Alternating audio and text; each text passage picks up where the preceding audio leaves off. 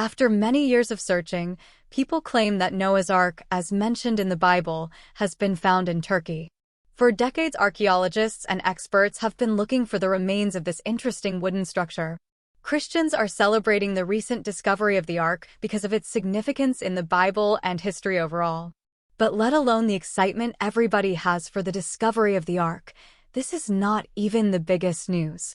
Something terrifying has been discovered inside of the Ark that has shocked all religious people, and you won't grasp the reality of this until you've seen what's next. Near the border of Iran and Turkey, there's been a big find in archaeology that's got people all over the world talking and wondering.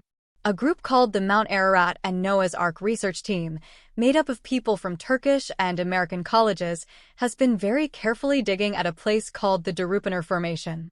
This place is mostly made of a kind of rock called limonite, and local stories have long said it might be what's left of Noah's Ark, a famous story in the holy books of Christianity, Judaism, and Islam.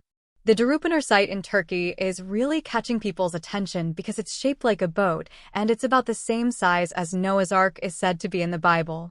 If you measure it like we do in the US, it's about 515 feet long, 85 feet wide, and 49 feet high. The stuff you find at the site is really old, from between 5500 and 3000 BC. There's clay-like stuff, things that came from the sea, and even bits of old seafood. All this makes people think that a lot of people were there a long time ago, and it might be connected to the Noah's Ark story. For hundreds of years, people have been trying to find Noah's Arkansas. They've told lots of stories and thought they found it a few times. Mount Ararat is where the Bible says the Ark ended up, and lots of people have gone there to look. They've found bits of wood, seen big structures that look like a boat, and even taken pictures from the air that make them think the Ark is there. The Bible says the Ark was the biggest ship around until the 1900s, kind of like the huge ships we have today that cross oceans. But people who study science and old things are careful about these stories. Lots of people in Western Christianity believe the Ark ended up on Ararat, but the proof isn't clear. Over time, different stories have been told. Some old stories say bits of the Ark are still around, but others, like one from a guy named Patakia of Regensburg, say the Ark has broken down. In the 1800s and 1900s, explorers like James Bryce added to the story. They said they found wood high up on Mount Ararat, which could be from the Arkansas. But some people aren't so sure. They say this isn't enough proof, and the things found in the ground and studied by scientists haven't really shown for sure that the Ark was there. The new stuff found at the TERRIFIES site makes the hunt for Noah's Ark even more interesting. With new technology and teams from different countries working together, they've found things that could be from the time when the big flood in the Noah's Ark story happened. But the people who study these things are still being very careful. They say we need to study more and check everything carefully before we can say for sure that this place has anything to do with the famous Ark. As dusk fell, the massive Ark whispered its secrets to those willing to listen. A very big and unusual project is being carried out in a certain area of Kentucky. A man named Ken Ham, who started and leads a group called Answers in Genesis, is in charge of making a theme park. This isn't just any theme park, it's built around a huge model of Noah's Ark, and it's called the Ark Encounter.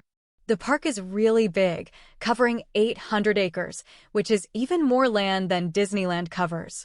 Every year, about 1.5 million people come to visit this place in northern Kentucky. The Ark itself is an amazing piece of modern building work. It's made to be as big as the Bible says Noah's Ark was, 510 feet long, 85 feet wide, and 51 feet tall. But there's more to see than just the Arkansas inside. There are 3 levels where people can see detailed displays. These displays aim to make people feel like they've gone back in time to when Noah lived. They show what the world might have looked like before the big flood, how Noah and his family might have lived inside the Ark, and what happened after the flood. The whole idea is to make the story of Noah's Ark something you can see, hear, and walk around in, not just read about. Ken Ham has big plans for the Ark Encounter. He wants to keep making it bigger and better. He's planning to build a copy of the Tower of Babel and a model of what Jerusalem might have looked like when Jesus was there. The Tower of Babel part is especially exciting because it's going to have a ride similar to the Haunted Mansion at Disney. People will sit down and be taken around to see different scenes. The ARK Encounter is a place where there's always something new happening. Every year, they add new things for people to see and do. There's an indoor place where you can pet animals, beautiful lights to see at Christmas time, and even a place where you can walk around and see birds flying above you. The park also does a lot of work behind the scenes. They grow plants in water without soil. That's called hydroponics, and they have places where people who work there only part of the year can stay. Creating the ARK Encounter hasn't been easy. There have been money problems, many discussions with people with different opinions, and a lot of careful planning. To make this big idea a reality, a lot of money had to be invested. They had to sell special bonds, and the local government helped by giving tax breaks and making the area better for all the visitors that come. Meanwhile, near Mount Ararat, a new discovery was about to shake ancient beliefs. David Allen Deal's idea about where Noah's Ark ended up is different from the usual story about Mount Ararat. He thinks it landed on a mountain called Mashu or Misha Mountain, 17 miles south of Mount Ararat. Deal believes, based on how words are used and stories from old texts like the Epic of Gilgamesh, that the Ark first landed on this mountain at a high spot, 7,400 feet up. He thinks that Noah and his family built the first city after the Big Flood, called Mishanashwan, right there using parts of the Arkansas. But as time went by, things like earthquakes and rain made the Ark move down the mountain, and it left marks on the way down. Deal's idea is very detailed. He thinks that the people who survived the flood used what was left of the Ark to build their new homes. They used the wood from the Ark to make their houses and the sticky tar to keep their roofs from leaking.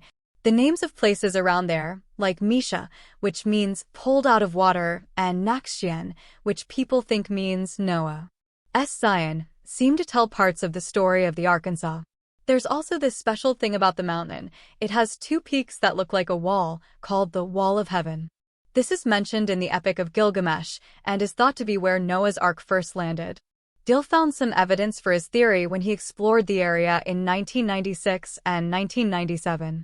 He found old places where people lived and saw the Wall of Heaven at the high spot where he thinks the Ark first landed. The way the names of the places around Masher Dag Mountain fit together seems to support the story of the Ark landing there. Deal also looked at old pictures and statues that show characters from the story of Genesis in the Bible, especially focusing on a woman named Naamah, who is linked to the mountain where the Ark is thought to have landed. He thinks these old artworks connect old stories with the story of the Ark in the Bible. While Deal's idea is very interesting and he has a lot of details and reasons for his theory, it's just one of many ideas about where Noah's Ark might have ended up. Even though Deal has a lot of evidence and his thinking makes sense, scientists are still not totally sure, and they say we need to study more and look more closely at everything before we can really say if these ideas are true or not. When it comes to figuring out things from a long time ago, especially when they're connected to old stories and what people believe, it's important to be really careful and check everything very thoroughly. Secrets whispered from Misha Mountain, promising to reveal a story lost in time. The tale of Noah's Ark is a story that both Jewish and Christian traditions share, but the way people understand and accept its history and religious meaning has often been different. This has led to lots of discussions and sometimes arguments between these two religions. Early writers who were Jewish or Christian, like Flavius Josephus, really believed the Ark was real. However, most scientists today don't agree with the idea of a huge flood covering the whole world or the Ark being a real thing. Some experts who study history think that maybe big floods that happened a long time ago in the Middle East, like the flood in the Persian Gulf or the Black Sea flood, might have been the inspiration for these old stories. Talking about Noah's Ark is just a small part of a much bigger conversation about how Judaism and Christianity are related. These two religions have a long, complicated history together. This relationship has been looked at even more closely after really big historical events, like the Shoah, Holocaust. People who study the Bible have had a lot of intense debates about how the New Testament describes Judaism. They're trying to figure out if the parts that seem against Judaism are actually a core part of these religious texts, or if they've just been misunderstood over time. This debate is really strong when it comes to the texts of Luke Acts. The writings of Luke don't clearly say bad things about Judaism, but they describe it in a way that's complex and not easy to understand. Over the years, the stories and teachings in these religious texts have been looked at from many angles. Different religious leaders, scholars, and followers have offered their own interpretations. These interpretations are influenced by their personal beliefs, cultural backgrounds, and the times they live in. As a result, the understanding and teaching of the story of Noah's Ark and its significance vary widely within and between Jewish and Christian communities. Researchers and historians dig into the past, looking for clues that can either support or challenge the traditional understandings of these stories. As new discoveries are made and old assumptions are questioned, the dialogue between Judaism and Christianity regarding their shared yet distinct heritage evolves. This dynamic interaction reflects the broader human quest for meaning, connection to the past, and understanding of the sacred texts that have guided these faiths for centuries. The story of Noah's Ark is very important for its religious, historical, and moral lessons. It's a symbol of God's kindness, the value of life, and the need to protect all kinds of living things. In Christianity, the Ark is also seen as a sign pointing to the saving work of Christ. While no one knows what happened to the Ark after the flood, recent digs in Turkey have made people very interested and full of guesses. Mount Ararat, especially, has been the center of many searches for the Ark. The Noah's Ark Scan project, which uses high-tech 3D scanning, has found something big in the mountains of Turkey. This discovery has made both people who study the Bible and scientists very curious because of its special shape in the land. Found first in 1959 by Ilan Durupaner, a captain in the Turkish army, this place has made people wonder and study it for a long time. The people working on the Noah's Ark Scans project have found a shape in the mountains of Turkey that fits really well with how Noah's Ark is described in the Bible. The Bible Archaeology Search and Exploration Institute thinks that the Ark might have ended up on Mount Eller, a mountain that goes from Armenia to Afghanistan. This idea comes from finding what seem to be old bits of sea wood and sea creatures way up high in the area. These finds are very interesting because they suggest that these places, which are now high and far from the sea, might have once been under a huge sea or ocean. This supports the story of a big flood as told in the Bible. The meaning of these discoveries is huge. It's not just important for people interested in religion and history, but also for understanding how the Earth's land and weather have changed over time. If the findings of the Noah's Ark Scan project turn out to be true, they could link us directly to one of the most well-known and lasting stories from long ago. This would give us knowledge about the past that mixes faith, history, and science. Yet, the rabbit hole goes even deeper. Leonard Simmons, a British soldier, gathered many old objects while he was in Iraq after World War II. Among these was a special tablet from Assyria that gives a different picture of Noah's Ark, making people question the usual image of the Ark. According to this old writing, the Ark wasn't the familiar boat shape we usually think of. Instead, it was round, like the coracles that were used a lot on the rivers of Mesopotamia back then. These round boats were really good for getting through the wild waters of the flood, showing the cleverness of the people who lived a long time ago. This 4,000-year-old tablet has brought new and exciting insights into the tale of Noah's Ark, hinting that this well-known story might have been influenced by older flood stories from ancient Mesopotamia. Irving Finkel, who works at the British Museum, realized how important this tablet was and translated what was written on it.